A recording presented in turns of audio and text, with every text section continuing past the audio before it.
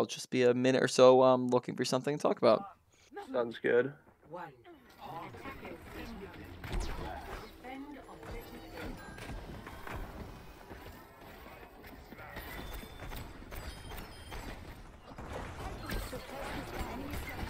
All right. Make sure you're just giving it a half a second for your team to all get ready to shoot at the ball. You can probably charge up a full volley of orbs, line up those headshots for extra damage. So we just kind of wake him up a little bit early. Probably could possibly even shred him here and get a free kill if we just take an extra second to go for it. Right.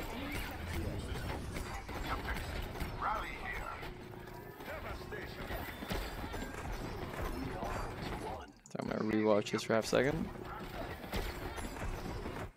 Right. Have something might talk about. We'll see. Alright.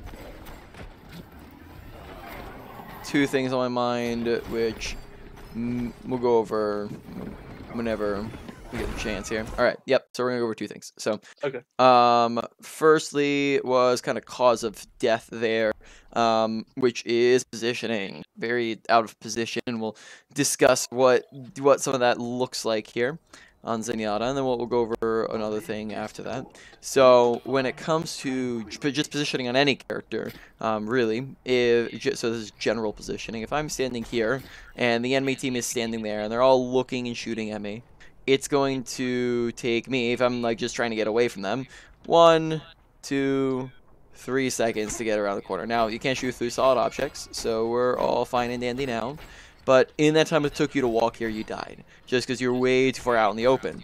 Whereas if you're right here, well, now you can just do all the same stuff, except for now it takes you half a second to duck behind cover 6 times faster than it would have just took you there, right? And then therefore, good positioning is the usage of cover, being next to and using cover, and bad positioning is the absence of cover, the further away you stray from it.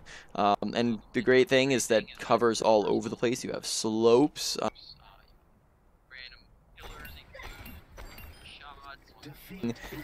corners when people are shooting at you and you're taking abilities and ultimates and whatnot. Random objects, doorway, corner, doorway, and then on top of that, all of high grounds also act as natural cover. So cover, big one. You went out into the open, like kind of smack dab in the middle of the point twice there, and then the second time you did it, it got you killed. All that makes sense? Yeah, yeah. Yep. Second thing to bring up, which I'll just, I guess, mention it. I did, obviously I didn't get a chance to see if it like came up. We're already in the practice range. I didn't get the chance to see if it comes up again and again, but that would be the idea of crosshair placement. Is that a term you're familiar with? Yeah.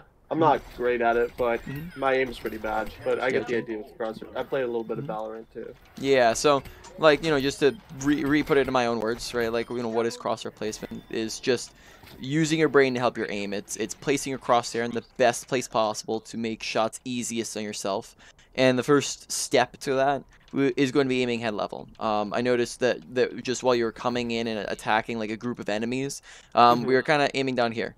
And that means that if you're trying to hit headshots, you have to adjust further to heads, which makes the shots more difficult. And if, let's just say, you're just doing your thing and shooting down a corridor and into shields and into enemies, well, you're just going to naturally hit body shots like that. That's just how that works. But if we adjust upwards a little bit and aim up to head level and we do all the same stuff, just shoot down that corridor into enemies, now we just naturally hit headshots just because that's where we're aiming. So keep crosshair placement up ahead level. Second step to this would just be aiming where you know people are going to be, right? So bot is top right, going top left, he's going to come back, right? Pre-aiming head level right at the doorway, so as soon as they re-peek, we're just already aiming there, right? Very easy shots to land. Pre-aiming left side if we know bot's on the left at head level, so very little adjustment needed. These guys are on a slope, so the same way you would look down on a torb and up on a tank, we can look down on these guys here. Right, so we turn this corner. It's very little adjustment on them. So just make shots much easier on yourself. All right. Thanks.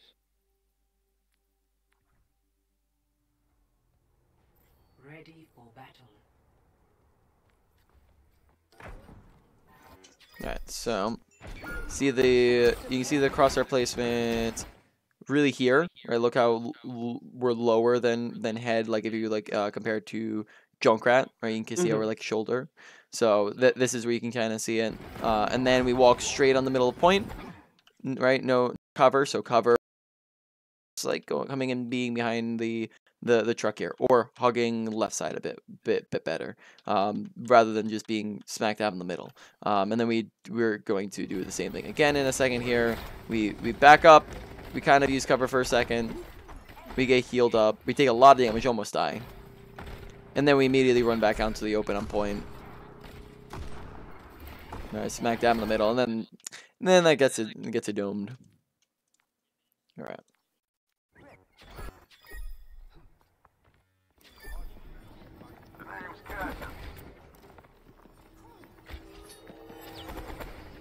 So let's see, can we see it again here with cross replacement? So you can see, look at where you are in comparison to Hanzo. That's like just right at his chest level once again.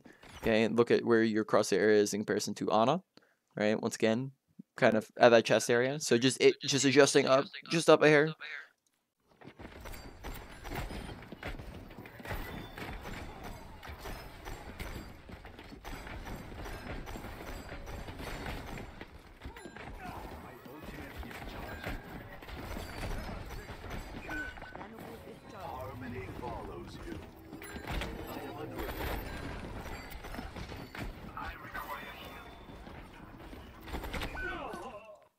Yeah, so here, I believe he got hit with a Sonic, so that's something to be careful of.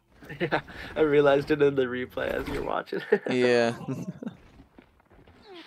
By the way, if I'm not talking, it's because I'm taking in what you're saying. All good. Sorry about that.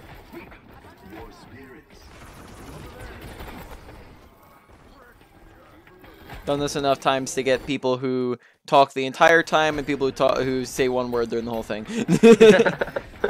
Perfect.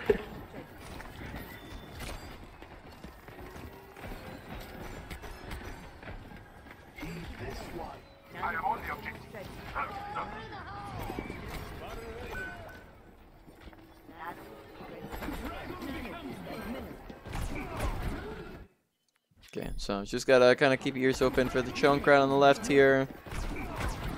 Okay, good job. Just you continue to use it, cover there.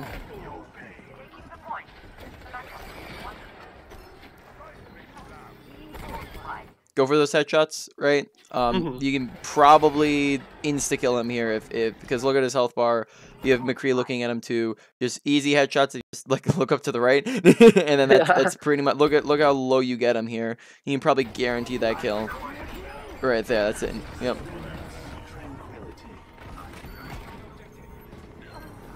Yeah, pretty good trance. Make sure when you're coming out of trance that you're being kind of aware of what, like, because you kind of come out of trance and we don't notice that there's like two people to your left here. Yeah. So you just kind of pay attention to where you're coming out of. Yeah, okay, so be a bit careful that, like, so it is okay sometimes to get aggressive out of trance, but it has to be like an appropriate aggression.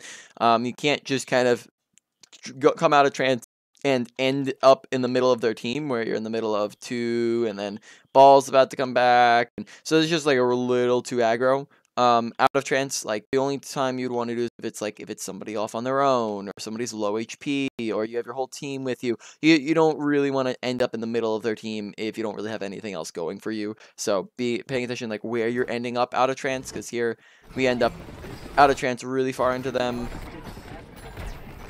Ball ends up swinging into you. I'd maybe like try to like kick him away, but by that point you're dead. Yeah. Can I ask you something about the before this, like before Sure. I even tranked? My bad to make you get back. Mhm. I think at like this point in the game, I was just getting frustrated because it's like I can't go in.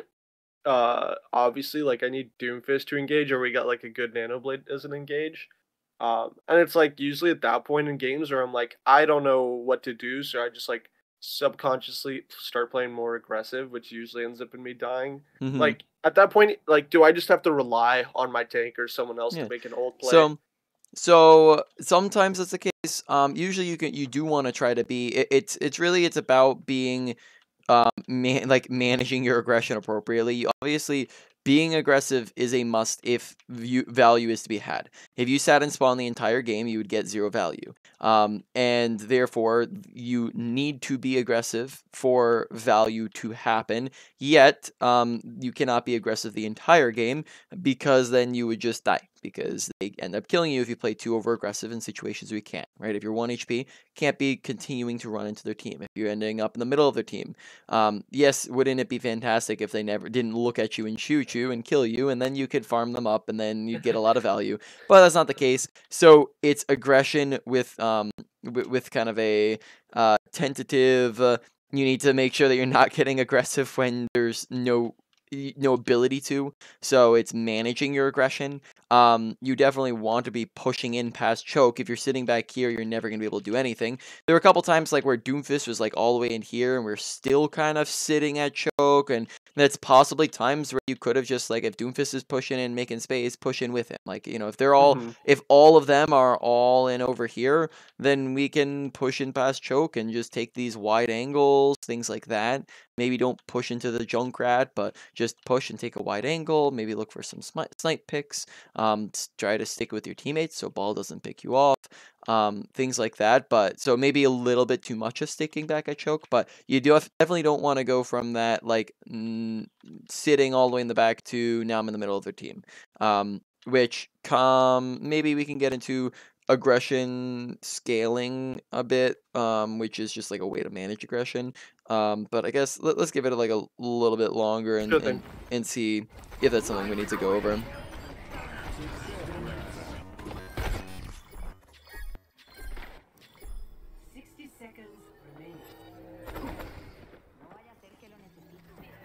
Together. Watch here.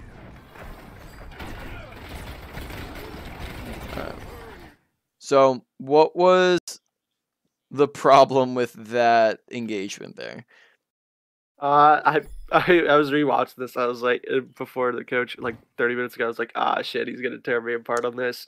Yeah. I probably biggest problem is just like walking up to a tank by myself when he can probably solo kill me. Yeah. I think on comms I was like, oh, you know, like, let's get this guy first. And I didn't even check to see if I got lucky that I think my team helped, but I wasn't even sure. I didn't even check if they responded to that. It was really just like the last second that your team kind of bailed you out there. So it was just an example, like, just because a mistake isn't punished doesn't mean it's not a mistake. Just usually don't try to go in like 1v1 a ball as Zenyatta. is the play. So just be careful you're not going off on your own. Like, if you want to just keep tabs on him, and like maybe if you want to go up with your team, that's fine. But really, you should probably be more closer to like to this angle or something like that, where your team can actually see you. So yeah, just don't run off on your own against the ball. Yeah. Okay. All right. Or if on the flip, you wanted to try to bait him into making and then having your team gank him, just play a bit further back so you can get bailed out quicker.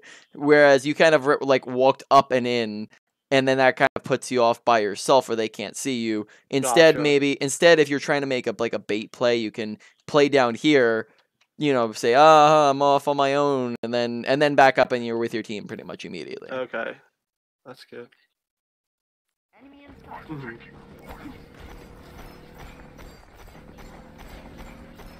Okay. Probably want to close the distance at the moment. We'll maybe talk about ranging in a minute.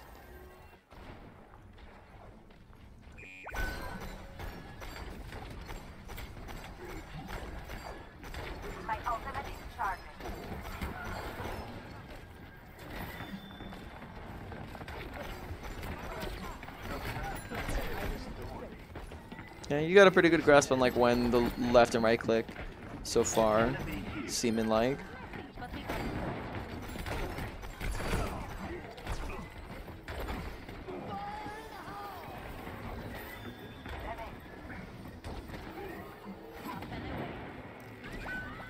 Usually good especially like on a map like this with a lot of rooftops. Good idea to look up when you're looking for the Junkrat tire. Yeah, it's something I've noticed about this high rank. They're just way better with tires. Yep. Angles I didn't even know you could take. Yep. Okay. Crosshair placement once again, you can see it here. So just a lot of body shots, like kind of body shot bandit here. Right, look at it on Zarya, right?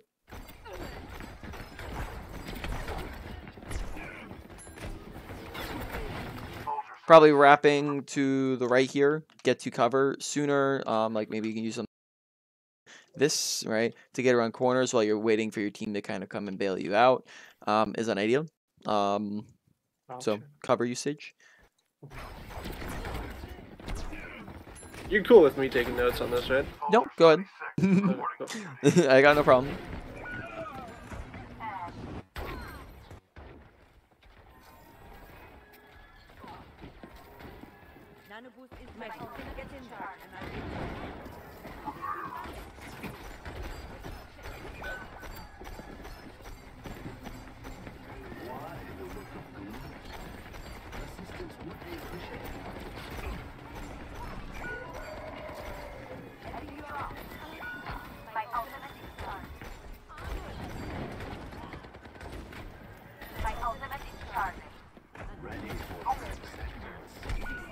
Uh-oh. Gotta be careful. We just, just watching the projectile really there. Using cover.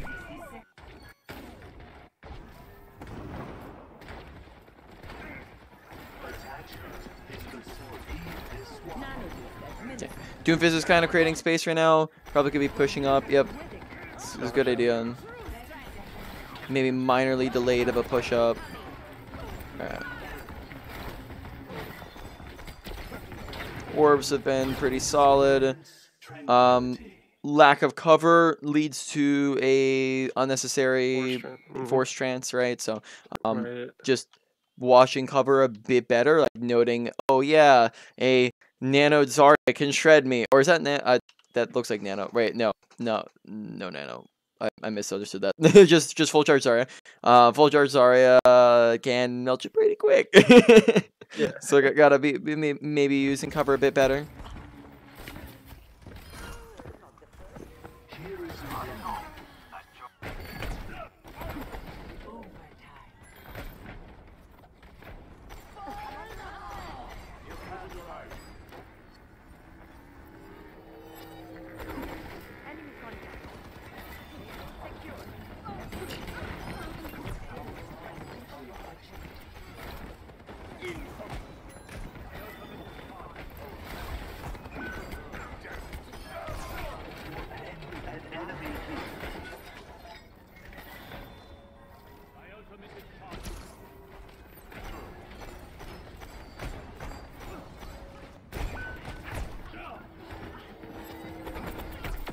Very nice.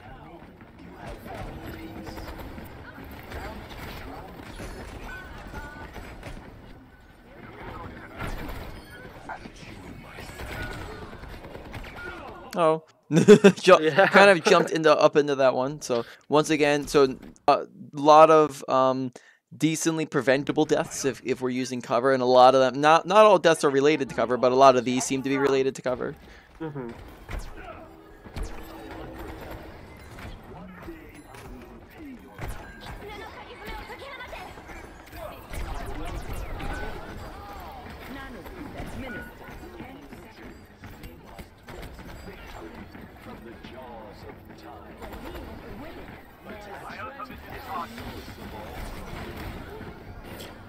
Alright, at that point, fight's over.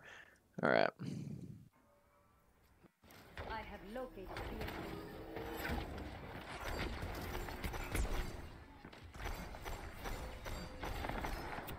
Let's go over appropriate range on Zenyatta.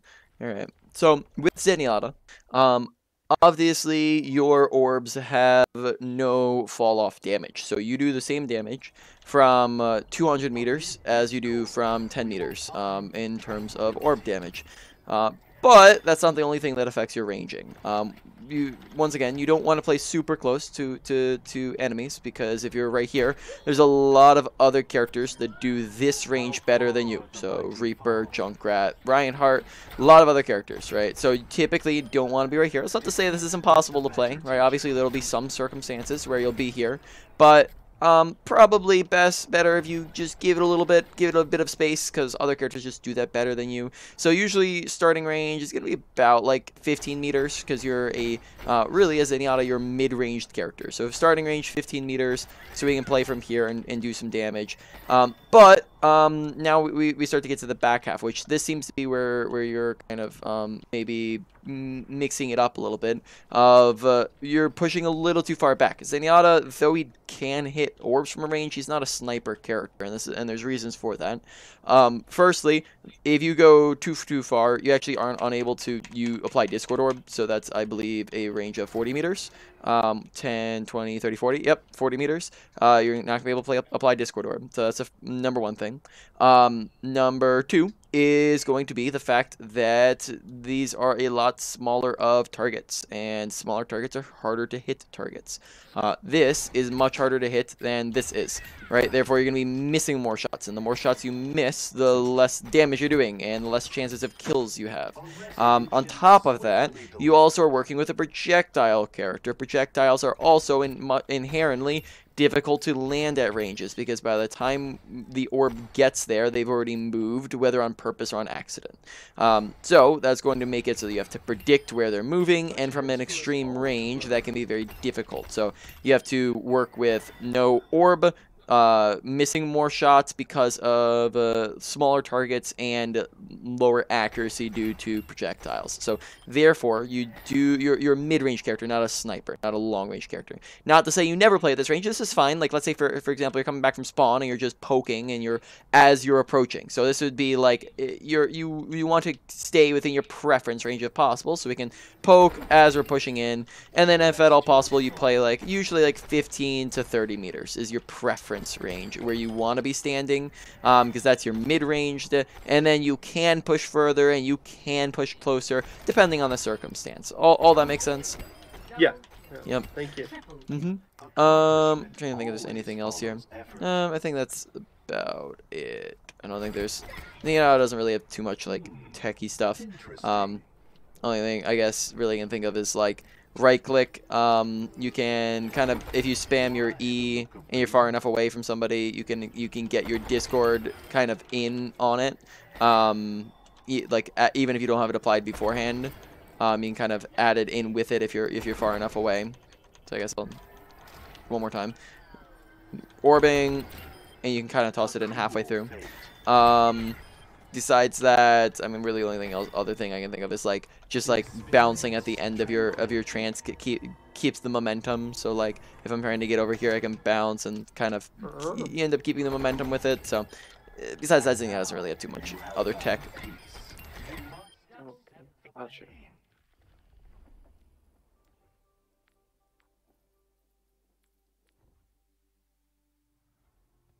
Now entering King's Row.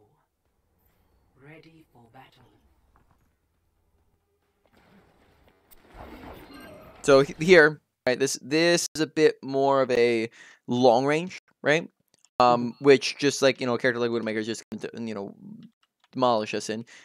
So I mean, just even something like playing on quarter instead would just put you closer and able to do things while still insta cover, being able to use that. Also, this would allow you to possibly play around an off angle off of the side here. So we'd be able to fire down main, we'd be able to wrap around and fire off right side if we're trying to get around the tank. We can kind of watch anybody who's trying to come right side. If they try to flank over to the side, we can maybe duel them and keep them at bay, which stops them from killing our teammates. Things like that. Whereas this is a little bit of a limiting angle if they shoot at us. Like let's say Widowmaker starts shooting at you here, and we now use cover to get out of Widowmaker's line of sight. Well, now we just are limited to basically being able to do nothing at all, right? Like this is such a limiting space where now we can't do anything. Whereas let's say we're here, Widowmaker starts shooting at you, you duck around the corner. Well, now you can shoot anybody who comes this direction, you can heal anybody, and you can re-peek through a different angle. right? Making Really good sense. point. No, that's a really good point. Yeah. All right, so good. We rotate. That's good. Should I be playing tighter to that corner Yep. right there, like 5 seconds ago? Like here. Yeah. Yeah. I think I'm like sort of like Yeah. I like want to try to get shots in, but I'm not tight Mm. enough with the corner. Yeah, to do that. Exactly. Like let's say Widowmaker starts shooting. Now we get bailed out because like Symmetra's up on the Widowmaker, but let's say Widowmaker Sim's not there and Widowmaker is just taking pot shots at us. Once again, the question becomes, where do you go? Right, the closest bit of cover is probably moving this way, and that's still multiple seconds away, right? And in that time, you can get domed in Widowmaker and take maybe like 2 or 3 shots on you by the time you're trying to run around a corner. So that's plenty of time for you to die. Whereas, if we're right, alternatively, if we're like, let's say we're right here, well now, Widowmaker, we go boop, and now Widowmaker can't see you. An enemy here. Good intention, many hands. Chaos haunts your path. Sorry, Doom, can't help you in there, bud. Headshots.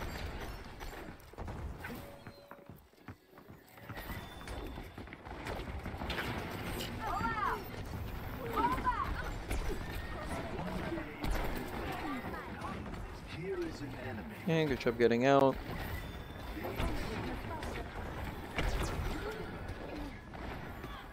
Yeah, this part I just like I noticed to myself, I'm like, I have not shot in so long, like Yeah. I am completely useless here, but it was just like so hectic. I was just like afraid Yeah. of getting picked. Mm-hmm. I was like, all I can do right now is healing orb, which is kind of useless on Zen. But yeah.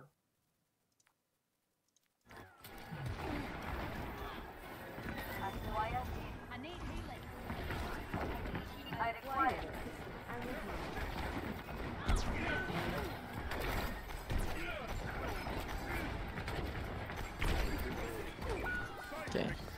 Now, if you're looking for a potential play here, because like honestly, sitting back, like you said, you're not really doing too much.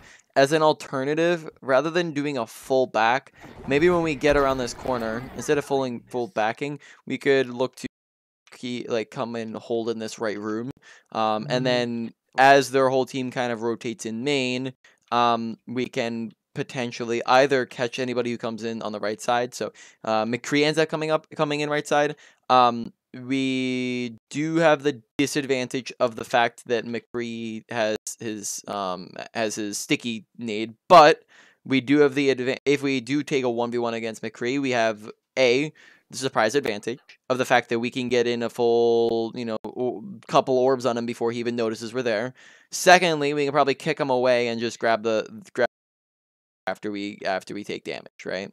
So taking the duel, like coming in and coming in this room, and if nobody comes to this angle, then you have a free angle to take shots from on the backside here. If they push in really far, we can just re-peek this way. So maybe playing around this room might have been a way to get value rather than kind of just sitting in the back. Once again, as an idea. Here is an enemy.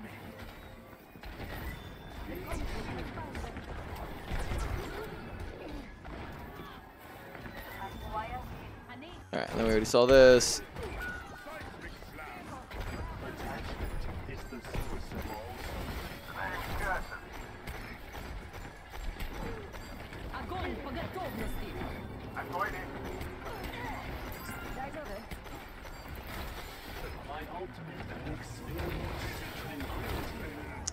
Unfortunate.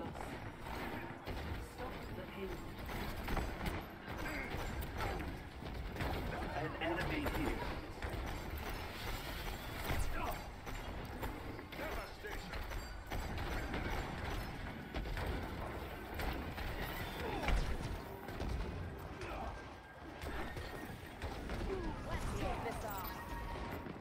My ultimate is charging fire.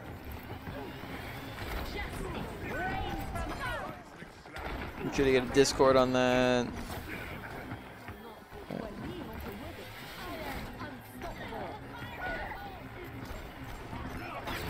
Okay. Maybe just a mild bit, more spamming during the fight.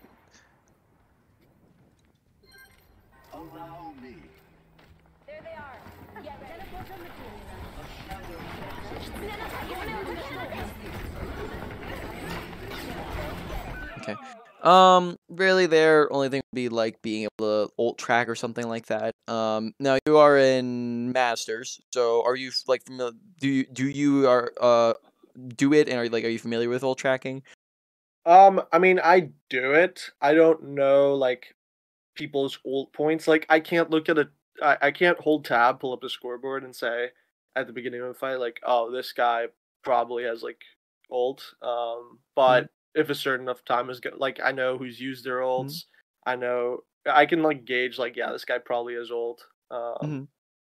Do you usually So do I do. that? Do you usually do that kind of like occasionally? Do you do it just like with certain ults or all of their ults? Do you do it every fight? I definitely didn't do it this grav. Mhm. It's more. I guess I do. I do it a lot for Death Blossom. Yeah. Not enough for like support. I definitely don't do it for support ults either. Yeah. So. I kind of have to sometimes, or like I Mhm. guess I have people do it for me. Like I noticed yesterday in my games, Mhm. like um, I had people remind me to like hold trank for like Nano Blade or Yeah. something when I would have forgotten. So then, like, I'll just walk you through then, like the way that like I would recommend going about ult tracking because it's a bit more of a systemized manner, and so you can get Sure. through all of it pretty quickly. Yeah. Ult tracking, really the easiest way to go about ult tracking, the fastest and the easiest is its guesstimation. You pull up tab. You glance. You don't glance at all their stats. Like really, you can really that is only going to be effective like first round. After that, it's a ridiculous amount of numbers you'd have to keep track of for it to really even be worth it. But what you can do is you can just scan their team comp, and this gives you a visualization.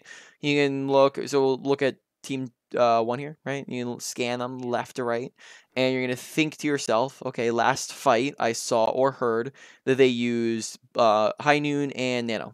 So we know that they don't have either of those because they just used them. So they're Okay. not going to have them for this fight.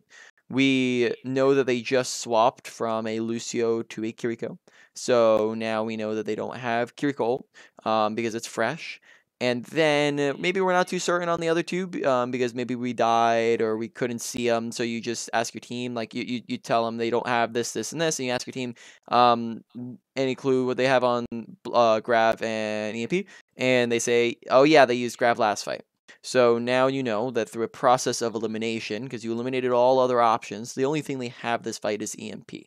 And that's usually because ultimates come on an every other fight basis. So you ult, you go one fight charging it up, and then you ult again, and then you go one fight charging it up, and then you ult again on a very rough estimation, right? That is a very general rule of thumb.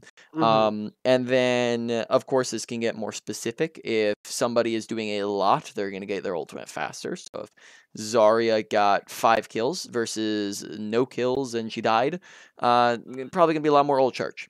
Also, keeping in mind that some characters charge it faster than other characters. Tracer's going to have Pulse Bomb much faster than Lucio's going to have Ult Bomb. Or, Ult Bomb. Yeah. Ultimate, right? Right. That's really the process. It's just go, what did they use? What did they swap? Is there anything I'm forgetting? And you just call that all out to their team. And then after that, you can't just end with this is what they have, because if you just end with this is what they got, then you really are kind of giving the bare minimums of value. It's not really value at that point. When what you get value out of with ult tracking is actually coming up with a plan against it, right? Is actually thinking this is what I'm going to do against it. So, for example, if I just say, hey, they have Grav this fight, and that's it.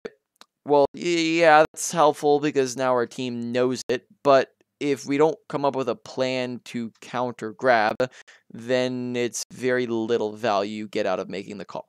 So, to get more value out of making the call, you can come up with a plan against Grab. So, with your current team comp and setup, and so in this fight, what is something that you could have done to prevent Graviton from killing all of you? Um, in I this can think of scenario, I can think of 2 things immediately. Or gotcha. 3 things, actually.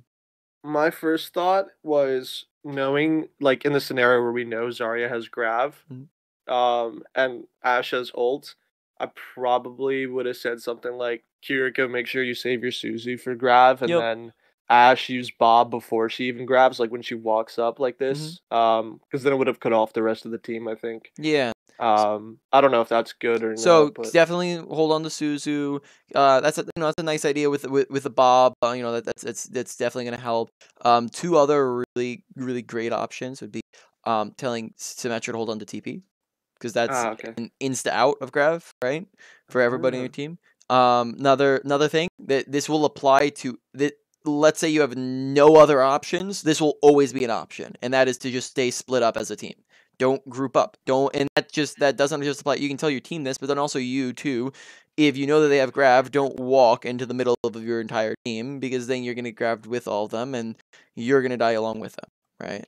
gotcha. Play spread out, and then if you play spread out, then she's either gonna hold on to it, or she only gets one or two people at a time, right?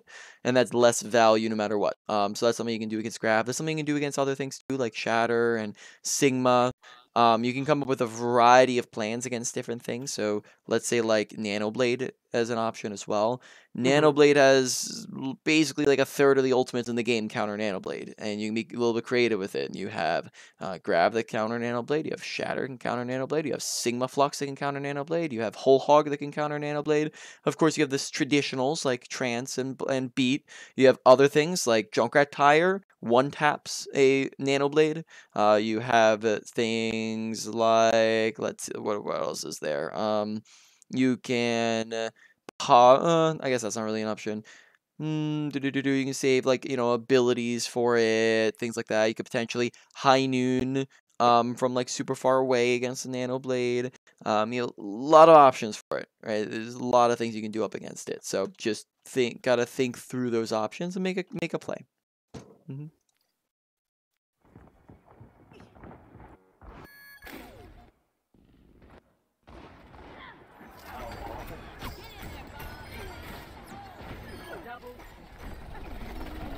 Here is an enemy.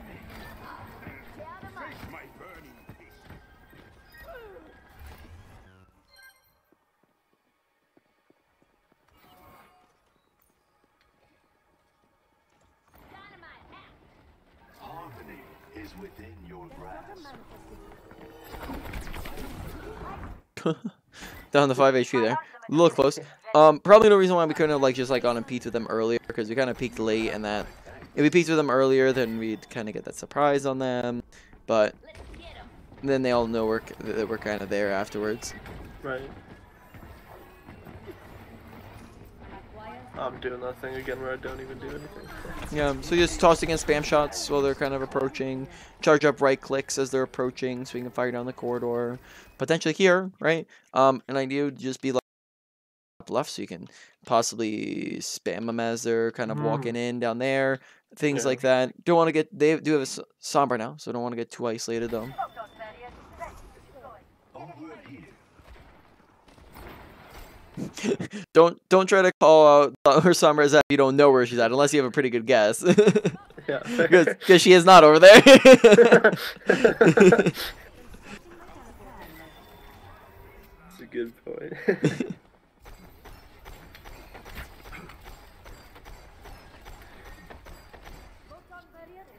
So, a lot of the times at these intervals, you can probably be charging up right clicks instead. So, both at a range, at an extreme range, and then also while you're waiting for them to approach, you probably want to be charging up right clicks.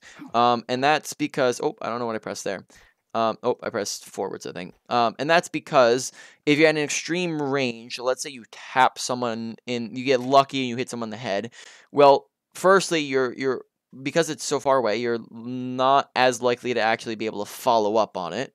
And then they're also, because you're super far away, they're gonna have an easier job, and it's kind of goes along the same train of thought of you're not really gonna be able to follow up on it, and they can kind of usually just like get around the corner pretty easy, and then you can't really do anything about it. Whereas if you charge up a right click and you volley it into them, well, then there's no follow-up required. You don't have to hit the second shot because it's all in one burst.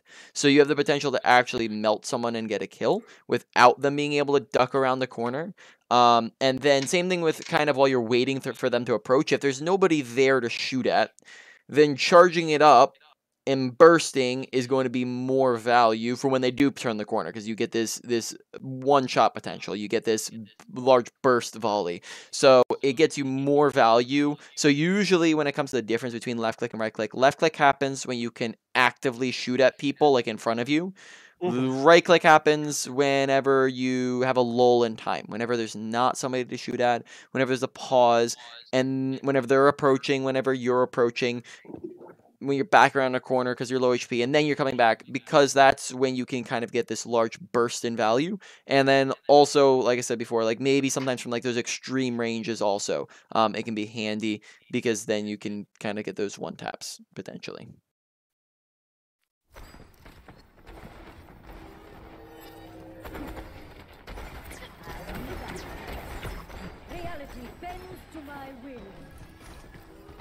Okay, interesting wall sim. Nice kill.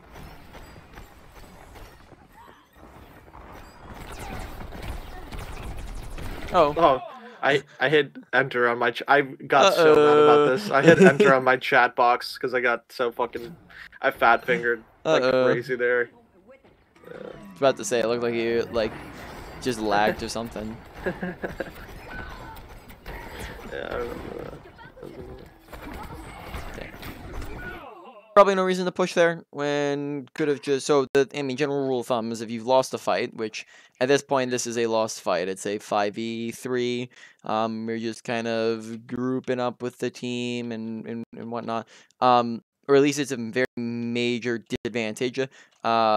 Probably you have two options. Either A, you get out if you can. And if you can't get out, then you let them kill you. Here, we definitely could have gone out. All you had to do is just, like, walk this way and walk that way, and then you're good. Or we can just keep spamming them from here until they push, and then we can back. There's just no reason to, firstly, running out in the open and leave cover, and then two, just playing really close and inside of them instead of the mid-range. Alright. Well, we're coming up. I guess we can kind of go through for this last minute, I guess, and then I'll maybe go over aggression scaling.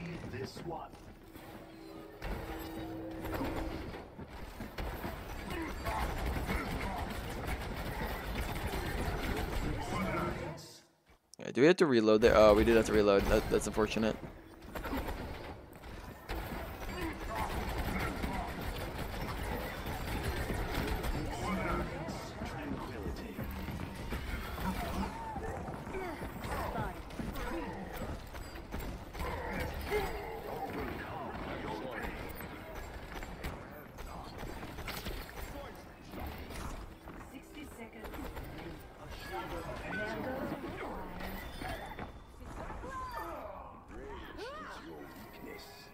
Can I ask, was that the right call there to focus on those two guys like down main? Like I don't know if I could have done much to help up there.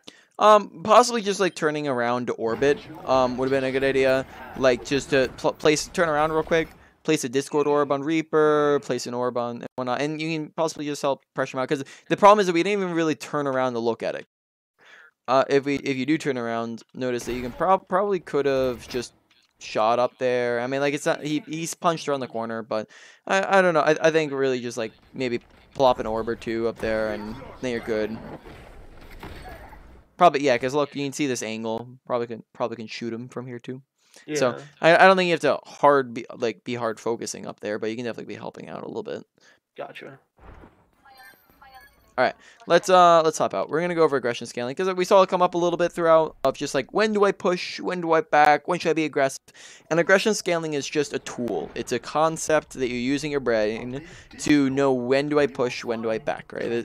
Really, at this point, I don't have to use it because it's something that like I've been doing for forever. So once you get to a certain point, it just kind of all comes naturally. But this is the point. This is like the training wheels of aggression, right?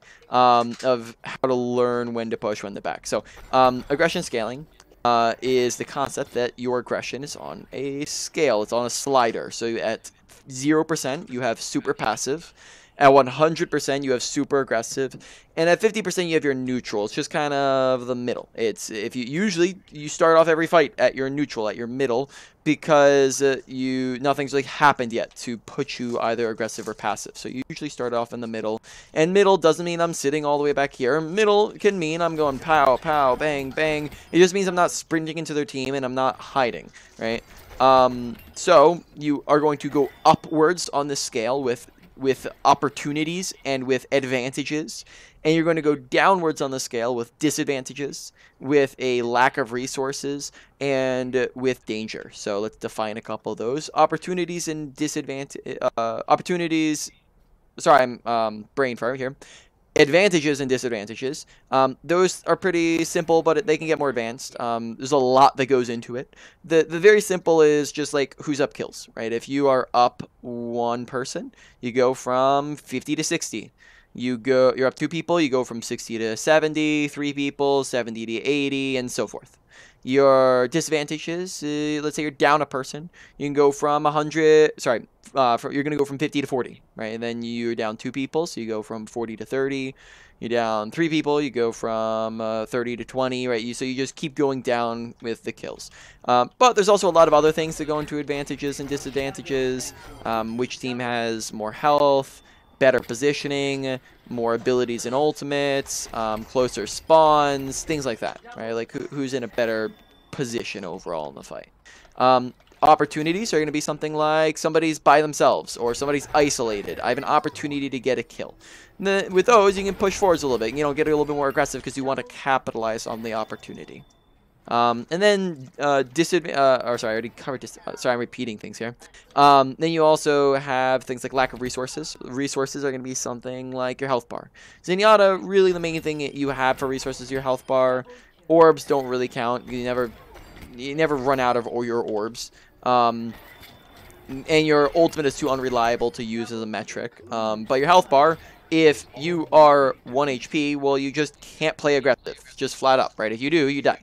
So, if you're low HP, you need to play passive, and it pulls you down the scaling. So, I'm 1 HP, I go down to 0% aggression. Then I'm full HP, now I have the capability to play aggressive, but it's not going to slide me up the scale, it's just going to put me back to where I was. Then you also have danger, right? Like, is there a diva bomb? Are there ultimates happening? How many people are looking at you? Are you being shot at? Are you low HP? Things like that, right? All that is going to impact your danger level. With all this, note that it can be very fluctuant. Sometimes it can maybe stagnate, but usually it's going to be all over the place. So let's say you come into a fight, you're 50. You see, oh, that person's 1 HP, so you push, and then you get headshot, and you're 1 HP, so you back up. And all that happened within a course of a second, where you went from 50 to 100 to 0. So it can be very fluctuant and all over the place. Just as you're playing through, look to just focus on it. It's a lot until you start to put it into practice, and then it'll become much easier to manage. All that makes sense? Yeah. Any questions on it? Nope. All right. I don't think so. No. Gotcha. So let's wrap up here. Go over the main points and review and whatnot. Orbs, not really too much of an issue. Occasional time where we'll miss a Discord, or occasional time where we're orbing too much, maybe damaging. That's really about it. Not too much. Low to medium priority for you to work on. Very little to work on with orbs. Ult usage. One time we got baited into using it when we didn't need to. Besides that, I think generally they're pretty solid. Like the transcendence. Yeah, trank. Okay. I think there's like one time we didn't need to use it. And then usually they're pretty okay with usages. So I'd say maybe mildly over orbs, but still pretty low down on the list. Maybe like higher end of a low to medium. So just a little bit higher. Then you got mechanics. Mechanics is going to be how you're shooting. Crosshair placement, right? Aim at head level.